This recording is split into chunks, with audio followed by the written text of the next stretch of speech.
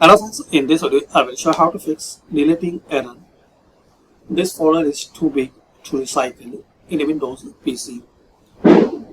So as if you are using Windows 10 or Windows 11 and you try to delete any folder or file, and on that time you are facing this problem.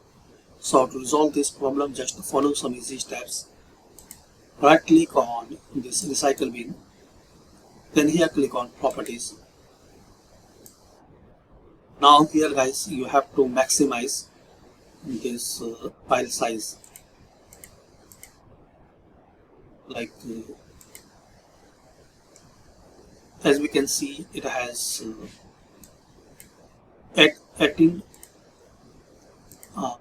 here 18,416 MB.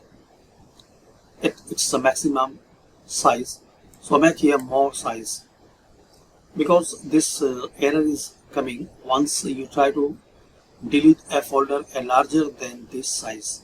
So make this size is larger than your folder. So I need to make it 30,000. Then apply. Then click on OK. Now try to delete that folder. Thanks for watching. Please comment this method work for you or not.